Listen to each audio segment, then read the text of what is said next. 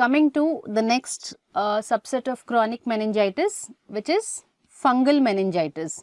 So, fungal meningitis is not very commonly seen. Usually, it is seen in patients with immunosuppressed state, especially patients with HIV positive, or in a very poorly controlled diabetes mellitus, or in a patient who has been having bad decays repeatedly, and then he presents to you with a florid fungal meningitis after some almost 1 to 2 months of illness, and who has abused antibiotics, not completely following the stewardship protocols.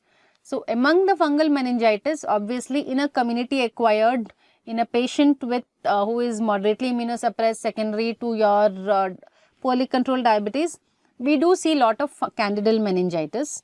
But in a patient who has got a bad immunosuppression in the pair of PLHAs or immunosuppressed or impaired T cell functions, or secondary to some hematological malignancies, or secondary to after post transplant you have used lot of immunosuppression, in severe combined immunodeficiency diseases, or in patients with CD4 lymphocytopenias, we do see lot of cryptococcal meningitis, or the combined term of cryptococcal meningoencephalitis. This is usually acquired from aerosolized infectious particles of the fungi and is mostly related to the presence of the pigeon poop, whichever is present on the surfaces, where the fungus usually proliferates and grows. So, how do you investigate for this fungal meningitis? Is the CSF analysis. Obviously, it gives you a clear appearance with the decrease in cell count. So, here you do not have the cell counts proliferating so much. The cell counts are very minimal, around 20 to 50, with the normal levels of protein, sugars, the ratio being normal, and the predominant cell type here is monocyte. But one characteristic feature of the fungal meningitis is your raised ICP. You definitely find your ICP going beyond 25 to 30 centimeters of water in your fungal meningitis. So, the pressure monitoring or your CSF pressure monitoring becomes very much important, especially in cryptococcal meningitis.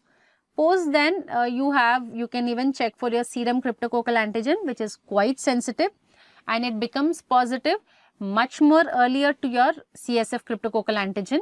Then we can also check for your CSF cryptococcal antigen, which is almost 99% sensitive and 98% specific with very less false positive rates. Radiological imaging, where we see some characteristic radiological pictures, which we will be discussing in next slide. And usually this cryptococcal meningitis does not arise de novo inside your cranium or in your meninges. There is always the presence of some amount of nodules or consolidation or a pneumonic patch present in the lung, which can be always traced in your HRCT chest. So, when it comes to imaging findings, you do have some classical pictures of cryptococcal meningitis or classical findings in the imaging in a cryptococcal meningitis, which you will be able to grasp very faster. The first one is dilated Virchow-Robin spaces. So, what are Virchow-Robin spaces? These are the spaces, empty air spaces which are present around the blood vessels. So, here we can see there are a lot of these dilated VR spaces. These become enlarged or enhanced or very well obviously seen in your MRI.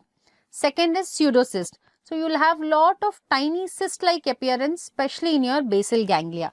So, here we can see these pseudocystic appearance seen, which are nothing but the fungus proliferating, and this pseudocystic appearance is classical and characteristic of cryptococcal meningitis. Then you have cryptococcomas, as usual the leptomeningeal enhancement or parenchymal enhancing, and a hazy brain base. How do you manage cryptococcal meningoencephalitis?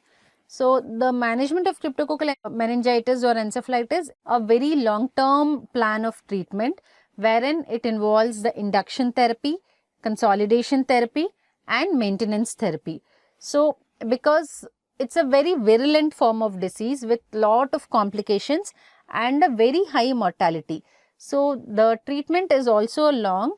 The prognosis obviously is not very great, it's poor. If you are able to if you have a high index of suspicion with your, especially when your CD4 counts are less than 100, and you are able to detect your serum cryptococcal antigen and you have some mild to moderate symptoms of fever with mild headache without a CSF analysis of your cryptococcal antigen, there is nothing wrong in treating it preemptively as cryptococcal meningoencephalitis because the mortality and the prognosis is very bad. So what are basically our goals of therapy? Our goals of therapy initially are to have a early fungicidal activity.